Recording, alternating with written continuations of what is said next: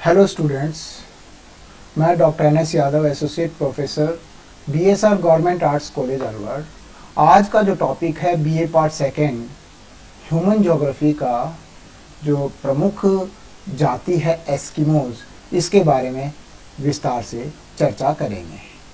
ये जो एस्किमो जाति है, ये इसका कहाँ निवास क्षेत्र कहाँ है और इसका जीवन यापन किस प्रकार से चलता है, पर्यावरण के साथ में किस प्रकार से ये सामंजस्य स्थापित करती है, इस बारे में हम विस्तार से चर्चा करेंगे। तो मुख्य रूप से जो एस्किमो जाति का अर्थ है कच्चा मांस खाने वाला। तो इसका मतलब ये हुआ कि ये इनका जो कच्चा मांस के ऊपर ये अपना खाते हैं। इनकी संपूर्ण अर्थव्यवस्था आखेट पर निर्भर है। आखेट शिकार करते हैं ये, और इनके यहाँ पर क्योंकि पूरे साल भर इस क्षेत्र में बर्फ रहती है, तो ये केवल और केवल शिकार के द्वारा ही अपना जीवन यापन करते हैं। इनका जीवन बड़ा कठोर, क्योंकि कठोर वातावरण, निम्न आर्थिक क्रियाएं तथा विश्व के अन्य लोगों से संपर्क का अभाव आदि कठिनाइयों के बीच व्यतीत होता है। तो एस्किमो जो जनजाति है, ये चूंकि टुंड्रा प्रदेश में पाई जाती है, 60 डिग्री उत्तर से लेके और इसके ऊपर आर्कटिक सर्किल तक, ये जो जनजाति है ये कठोर वातावरण में, जहाँ पर कि पूरे साल भर हिमाच्छादित रहता है, बर्फ से ढका रहता है पूरा क्षेत्र, तो वहाँ पर और इन लोगों का दूसरे लोगों से संपर्क नहीं होता, वहाँ पर जनसंख्या का घनत्व भी बहुत कम है। तो यहाँ की जो इन बड़े विकट स्थिति में ये निवास करते हैं। सबसे पहले इसके निवास क्षेत्र के बारे में बताएंगे कि ये कौन से क्षेत्र में पाए जाते हैं। तो ये जो एस्किमो जाति है, ये कनाडा के उत्तरी भाग में, यानी कि चलो इसको मैं पढ़ के ही बता देता हूँ।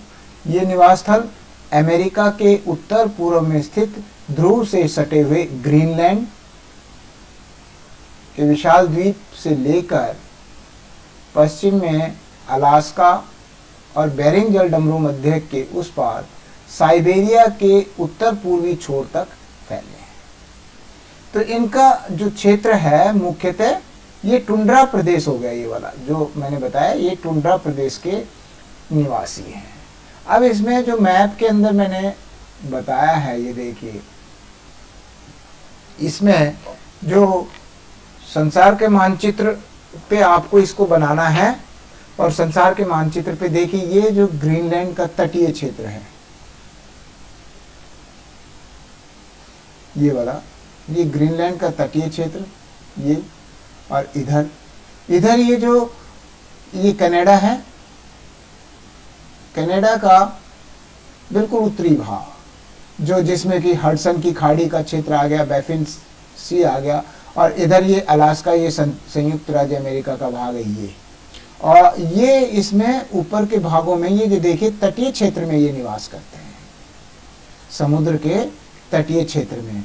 ये इधर बेरिंग स्ट्रेट है, बैफिन सी है, और ये इधर अलास्का आ गया, और अलास्का के बाद में ये रशिया का हिस्सा आ गया। रशिया का कौन सा हिस्सा है ये जो साइबेरिया वाला, ये वाला एरिया।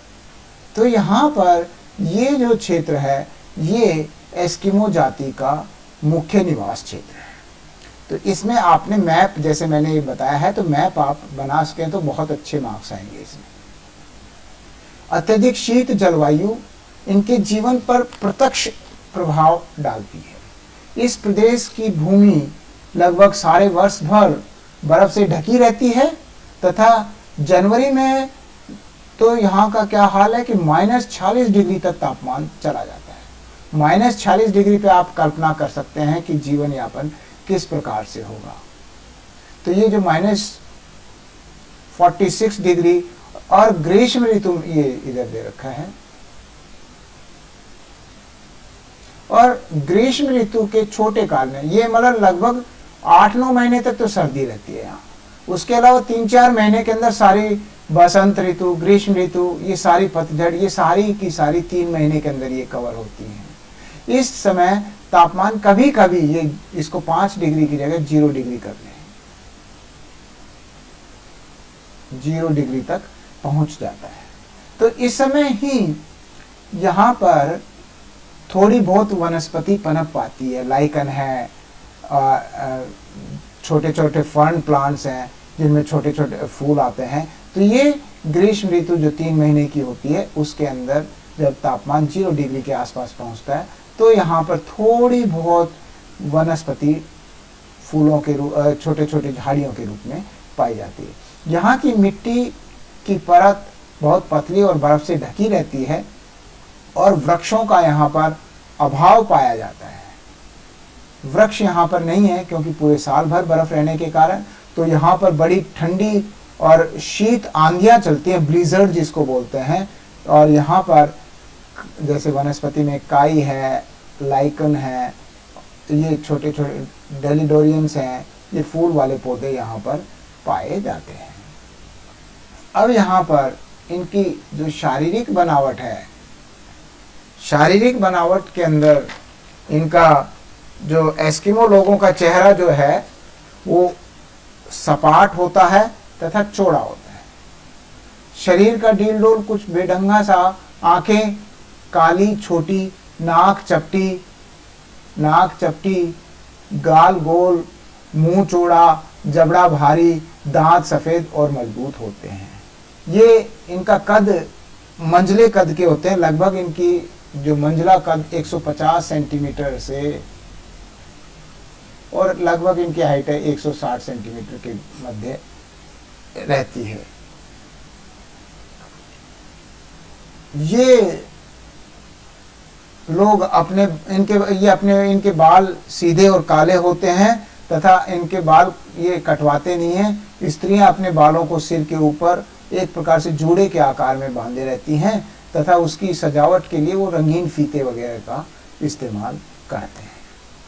इसी प्रकार से इसमें शारीरिक विशेषताएं जो हैं वो मैंने बता ही दिया कि इसमें थोड़ा बहुत लिख देना कि ये सबसे ज़्यादा हंसमुख, प्रसन्नचित और प्रकृति के नज़दीक रहने की वजह से बड़े सहज स्वभाव के होते हैं, झूठ नहीं बोलते, इनमें निष्कपट नहीं होता, निष्कपटी होते हैं और ये बड़े मधुर और भविष्य के बारे में कोई चिंता नहीं करते, जो मिल गया उससे अपना जीवन यापन करते हैं, कभी झूठ नहीं बोलते, इन्हें चोरी करना पसंद नहीं है। ये सब चीज़ें क्यों? क्योंकि प्रकृति के नज़दीक रहते हैं। अब इसमें मुख्य विशेषता जो है आखेट, यानी ये शिकार से इनका जीवन यापन चलता है। तो शिकार में, आखेट में देखिए, शिकार करना एस्किमो लोगों का प्रमुख और एकमात्र जीविकोपार्जन का साधन है। इनका जो जीविकोपार्जन का एकमात्र साधन है। शीतकाल और ग्रीष्मकाल दोनों ऋतुओं में ये लोग विभिन्न विधियों से मछली का शिकार करते हैं। क्योंकि समुद्री तट के किनारे रहते हैं तो इनका जो मुख्य आखेट है वो मछली है, सील मछली है, वेल मछली है, वालरस है, इनका ज़्यादातर ये शिकार करते हैं। तो अब ये शीतकाल में जब समुद्र में भी बर्फ जम जाती है तो उस समय ये शीतकाल में कैसे शिकार करते हैं। देखिए, शीतकाल में एस्किमो तट के निकट निवास करते हैं। इस ऋतु में ये तट के निकट सील मछली का शिकार करते हैं। तो कौन? ये सील मछली का सर्दियों में शिकार करते हैं। जब मछली बर्फ में बने छिद्र में श्वास लेने आती है, बर्फ के नीचे ढकी रहती है, तो वो सांस लेने के लिए जहाँ से सांस लेती है तो वो छोटे छोटे छिद्र हो जाते हैं बर्फ में। तो तब एस्किमो द्वारा रखा हुआ पदार्थ, तो वो उस छेदों के अंदर वो एस्किमो जो है पदार्थ रख देते हैं, कोई भी खाने, जो मछली का खाने का पदार्थ है। और जब वो हिलता है, ऊपर डंडी वगैरह हिलती है, तो ये हार्पून के द्वारा, हार्पून इनका यंत्र है, इसके द्वारा सील मछली का शिकार कर लेते हैं। भाले की तरह होता है हार्पून। इस प्रकार के आखेट को एस्किमो माउपा कहते हैं। इसके अंदर ये जो छोटे छोटे वर्ड्स आ रहे हैं इनको आपने याद रखना। हार्पून आ गया, माऊ पाक आ गया, क्योंकि शॉर्ट जो एमसीक्यू आते हैं, मल्टीपल चॉइस क्वेश्चन, उनके अंदर ये पूछ लेते हैं माऊ पाक क्या है, हार्पून क्या है, इतुर परक क्या कहा किसे कहते हैं, ये सब चीजें। दूसरी विधि इनकी जो है आकेट की इतु परक कही जाती है, जिसके अंतर्गत शिकारियों द्वारा 2 छेद बनाए जाते हैं और एक व्यक्ति सील की खोजने की कोशिश करता है, और दूसरा व्यक्ति जब वो उस छेद के पास में सील मछली आती है तो हार्पून से उसके ऊपर वार कर देता है। इसके अलावा बसंतकालीन जो आखेट है, अब बसंत काल में थोड़ा सा बर्फ वगैरह पिघल जाती है, तो सील मछली के आखेट के लिए फिर से ये निकल पड़ते हैं, क्योंकि अब जब सील मछलियां अपना श्वास लेने के छिद्र से बाहर आकर धूप खाने लगती हैं, उस समय क्या थोड़ा सा धूप होती है तो ये समुद्र से बाहर आके धूप खाने लगती हैं, तो उनका शिकार बड़ा आसान हो जाता है। बसंतकालीन आखेट को ऊतक कहते हैं। तो अब देखिए, बसंतकालीन आखेट को ऊतक कह दिया है ना, और उसमें शीतकालीन को माऊपाक और इतुपरक कहा, ऋतुपरक। तो ये थोड़े से वर्ड्स आपको टेक्निकल टर्मिनोलॉजी याद रखनी है। एस्किमो अपने शिकारी कुत्तों के साथ सील मछलियों का शिकार करते हैं। बसंत काल में सील मछलियों का शिकार कुत्ते के द्वारा भी करवाते हैं। इसके अतिरिक्त इस ऋतु में कैरिबो और कस्तूरी बैल का शिकार भी किया जाता है। वहाँ कैरिबो भी होते हैं, और कस्तूरी बैल जो है, मस्क बैल जिसको बोलते हैं, उनका भी ये शिकार करते हैं। तथा इस ऋतु में चमड़े से बनी नाव, जिसे कयाक कहते हैं, का उपयोग करते हैं। कयाक इनकी चमड़े की बनी हुई नाव है। अब इसके बाद में ग्रीष्मकालीन जो आखेट है उसका, इस ऋतु में बर्फ पिघल जाती है और विभिन्न प्रकार की वनस्पतियां अंकुरित हो जाती हैं। इन वनस्पतियों को खाने के लिए कैरिबो के विशाल झुंड, कैरिबो काफी बड़ा जानवर है, उसका विशाल झुंड तथा अमेरिकी रेंडियर के समूह इस ऋतु में यहाँ आते हैं। तब एस्किमो अपने यंत्रों और औजारों द्वारा इन जानवरों का शिकार अपने शिकारी कुत्तों की सहायता से करते हैं। इनके जो कुत्ते हैं वो भी बड़े भयानक और बड़े बलिष्ठ होते हैं, मांस खाते हैं, सील मछली का मांस, और ये बड़े हष्ट पुष्ट होते हैं। तो ये इनका शिकार करने में बड़ा कुत्तों की सहायता लेते हैं। एस्किमो लोगों के लिए बसंत और ग्रीष्म ऋतु में शिकार की कोई कमी नहीं रहती ही, लेकिन शीतकाल में कभी कभी इनको शिकार 10 दिन तक भी नहीं मिल पाता, और कई बार इनकी अकाल की स्थिति पैदा हो जाती है, जिसमें कई लोगों की अकाल मृत्यु भी हो जाती है।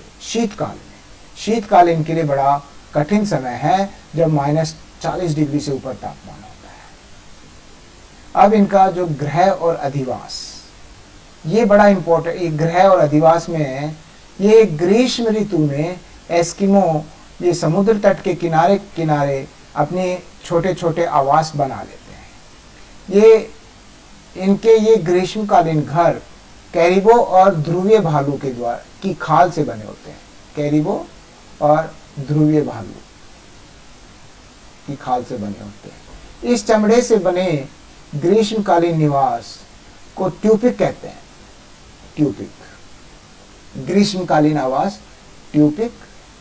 ये घर अपने परिवारों के द्वारा समूह में बनाए जाते हैं, लेकिन शीतकालीन घर ग्रीष्मकालीन घरों से एकदम विपरीत बनाए जाते हैं। वस्तुतः शीतकाल में ये लोग बर्फ की शिलाओं को काट काट कर इन्हें ईंटों और पत्थरों की भांति एक दूसरे पर व्यवस्थित ढंग से रखकर चूने के भट्ठे की जो आकृति होती है वैसा गुंबद नुमा घर बना लेते हैं, जिसे ये इग्लू कहते हैं। बहुत इसके इग्लू के बारे में खूब क्वेश्चन पूछा जाता है, इग्लू के बारे में। तो ये इग्लू शीतकालीन। इग्लू में एक लंबा सुरंगनुमा मार्ग बाहर जाने व अंदर आने के लिए होता है, जिसमें शरीर के बल रेंग कर ही अंदर जाया जाता है। इसका दरवाजा बहुत छोटा बनाते हैं, जिसे रेंग कर नीचे झुककर ही जाना पड़ता है। ये छोटा क्यों बनाते हैं? ताकि बाहर की प्रचंड जो शीतकाल में जो हवाएं चलती हैं, ब्लिजर्ड्स वगैरह, प्रचंड शीतकालीन हवाएं अंदर प्रवेश ना कर सके।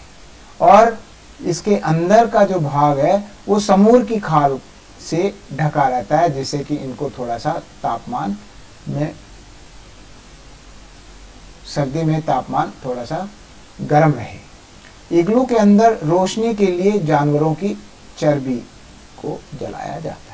ये जो इग्लू है ये लगभग गुंबद नुमा है। ये इस प्रकार से ये इग्लू बनाया जाता है। इसके अंदर लगभग ये जैसे मैं मतलब ईंट की आकृति से, जैसे ये यहाँ पर इसमें ये छोटा सा दरवाजा हो जाता है, और दरवाजे ये जैसे गुंबद नुमा इसके दरवाजा, ये बना दरवाजा हो गया। ये अंदर जाने के लिए छोटा सा रहता है, और इस पे ये ईंट के जैसे ईंट नुमा आकृति से इस प्रकार से ये निर्माण करते हैं, और ये इसको इग्लू कहते हैं।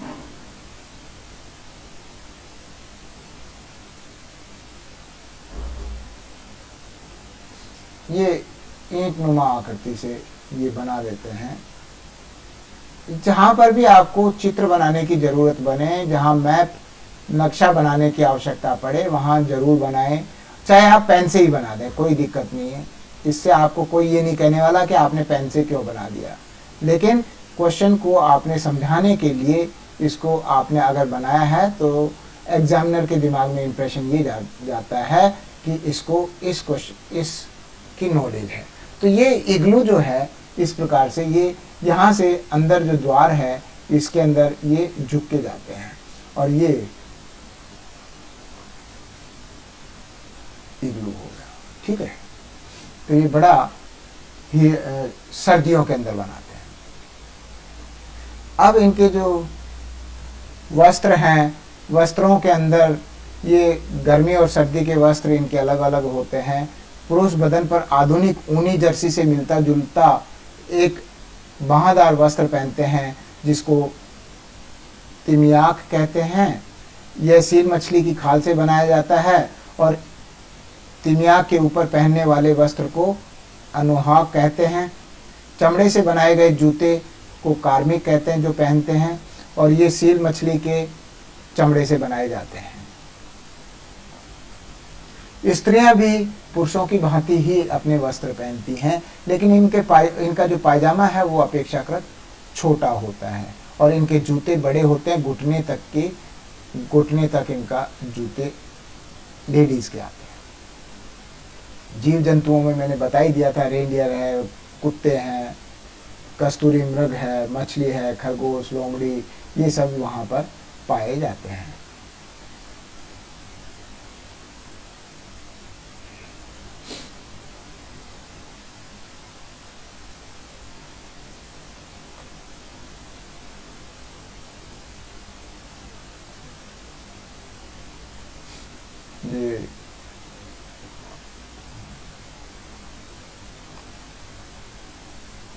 अब इसके बाद में इनके जो यंत्र हैं, उपकरण क्या क्या हैं जो इस्तेमाल करते हैं वो देखते हैं। एस्किमो अपनी विभिन्न आर्थिक क्रियाओं को पूर्ण करने के लिए अनेक उपकरणों का प्रयोग करते हैं। सबसे पहले इसमें उपकरणों में ये देखिए इंपॉर्टेंट है सारे। ये कायाक, ये मछली का शिकार करने के लिए पुरुषों द्वारा प्रयोग में ली जाने वाली नाव को कायाक कहते हैं, कयाक कहते हैं। इसकी लंबाई 5-6 मीटर की होती है। इसके बाद में उमियाक, ये स्त्रियों द्वारा उपयोग में ली जाने वाली नाव होती है। कयाक और उमियाक नौकाओं का निर्माण सील मछली की हड्डियों से किया जाता है। ग्रीष्म ऋतु में शिकार करने के लिए नदियां, झीलों और तटवर्ती जल भागों में इन नावों का उपयोग किया जाता है। इसके अलावा एक इम्पोर्टेंट इनका हार्पून यंत्र होता है जो भाले के रूप में होता है, जिससे कि ये शिकार करने के लिए इस्तेमाल करते हैं। ये इसके अलावा स्लेज गाड़ी एक बर्फ के ऊपर या कुत्ते और रेंडियर के द्वारा इस पे घसीट के और कुत्तों के बांध देते हैं या रेंडियर के बांध के और इसका परिवहन के लिए इस्तेमाल किया जाता है। शीत ऋतु में बर्फ पर यात्रा करने हेतु तथा ग्रीष्म ऋतु में चिकने दलदली टुंड्रा क्षेत्र में प्रयोग करने के लिए एस्किमो स्लेज गाड़ी तथा कुत्तों के दल का उपयोग करते हैं। स्लेज जो है वो व्हेल मछली की हड्डियों तथा लकड़ियों से बनाई जाती है। स्लेज का जो निर्माण है वो व्हेल मछली की हड्डियां तथा लकड़ियों से बनाई जाती है, जिसमें चमड़े की रस्सी जुड़ी होती है जिससे कुत्तों को बांधा जाता है। इसके लिए 12 सिंगे के मुड़े हुए सींगों से हैंडल तैयार किए जाते हैं, उसका हैंडल बनाते हैं मोड़ने के लिए। स्लेज खींचने के लिए 5-6 कुत्तों का दल होता है। कुत्तों को सील मांस का मांस खिलाया जाता है। जहां कुत्तों का अभाव पाया जाता है वहां स्लेज गाड़ी को रेंडियर खींचते हैं। तो कुत्ते और रेंडियर इनके मुख्य परिवहन के साधन हैं। ये जो रेंडियर द्वारा जो स्लेज को खींचते हैं वो लंबी दूरी के लिए तथा कुत्तों के द्वारा स्लेज कम दूरी के लिए उपयोग में ली जाती है। अतः समय अनुसार कुत्ते और रेंडियर का उपयोग ये करते हैं अपने स्लेज गाड़ी के लिए। अब इसके बाद में इनकी सोसाइटी या समाज। एस्किमो एक पितृवंशीय समाज है जिसमें सबसे अधिक आयु के पुरुष को सर्वाधिक सम्मान दिया जाता है। वृद्ध पुरुष प्रत्येक समूह में जो सबसे बड़ा होता है और सबसे ज्यादा योग्यता वाला होता है उसको वृद्ध पुरुष कहते हैं।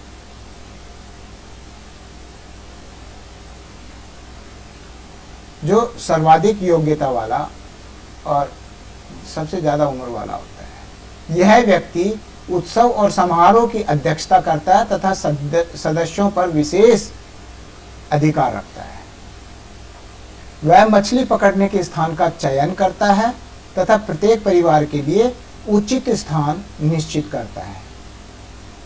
वो निर्धारित करता है कि भाई यहाँ पर ये परिवार आखेट करेगा, यहाँ पर ये। वह आखेटकों को विभिन्न दिशाओं की ओर भेजता है तथा प्रवसन के समय छोटे छोटे परिवार इकाई में विभाजित होकर भिन्न भिन्न भागों में यात्रा करते हैं। वह उनके मिलने का स्थान निश्चित करता है, मतलब यात्रा वो आखेट करके और वो निर्धारित करता है कि भाई सब लोग यहाँ पर इकट्ठे होंगे। शिकार सामग्री, जो शिकार की जो सामग्री है उसको ये जो वृद्ध पुरुष है इसको सौंप दी जाती है तथा उसकी पत्नी उसका बंटवारा करती है। वृद्ध पुरुष की जो पत्नी है वो इसका बंटवारा करती है। क्या होता है, कई बार एक परिवार को तो शिकार मिल गया, एक को नहीं मिला, तो वो कोशिश ये करते हैं सबको उसको बांट के और सबका जीवन यापन हो। शिकार के उपयोग में आने वाली सामग्री जाल और नाव समुद्र की संपत्ति होती है। समूह की संपत्ति होती है इस पूरे ग्रुप की। किंतु कभी कभी व्यवहारिक दृष्टि से वस्त्र और आखेट के काम में आने वाले व्यक्तिगत शस्त्र परिवार और व्यक्ति की संपत्ति होती है। एस्किमो जाति में बहुपत्नी प्रथा होती है, यानी कि एक पत्नी से ज्यादा रखने का चलन है। तो ये जो इनका जीवन यापन का जो सोसाइटी है, इनकी समाज में ये जो है वृद्ध आदमी का बड़ा सम्मान करते हैं। अब इनका वातावरण से समायोजन देखिए, ये पूरे वातावरण के नज़दीक रहते हैं तो इनका समायोजन वातावरण से तो इनका पूरा अच्छे तरीके से समायोजित रहते हैं। वातावरण से ही मिलने वाले जो आखेट के द्वारा, उन्हीं की हड्डियों के द्वारा वहाँ पर जो मिलने वाले सामग्री है उन्हीं के द्वारा अपने हारपून वगैरह, नाव वगैरह बनाते हैं। वहीं के जो जानवर हैं उनको अपने स्लेज गाड़ी में जोतते हैं, परिवहन का साधन उसी पर्यावरण से प्राप्त करते हैं। अपने प्राकृतिक पर्यावरण से एस्किमो लोगों का अनुकूलन बहुत सुंदर है, बहुत सुंदर होता है। ठीक है, अपने निकट की सामग्री का उपयोग कर देखो ये इग्लू बनाते हैं। प्रौद्योगिकी अभियांत्रिकी के प्रभाव व्यवहार का उदाहरण यह प्रकट करता है कि किस सुगमता से इग्लू का निर्माण ये करते हैं। स्लेज गाड़ी बनाने में वालरस जो मछली है उसकी हड्डियां का उपयोग करते हैं, और हिम झंझावत जो आते हैं और हिम पर सूर्य की किरणों से पड़ने से होने वाली चमक, क्योंकि सूर्य की किरणें जब सब इस पे बर्फ पे पड़ती हैं तो उसको देखना बड़ा दूभर हो जाता है, बहुत चमकती हैं। तो उसके बचाने के लिए वो आँख का कवच जो चश्मा रूपी है वो बनाते हैं। ये सब वहाँ पर्यावरण में मिलने वाली वस्तुओं से ही बनाते हैं। तो इनका जो वातावरण से समायोजन है वो बहुत अच्छा रहता है। आधुनिक संस्कृति के संपर्क में आ गए अब ये लोग, और उससे इनके अंदर भी अब बदलाव आने लगा है।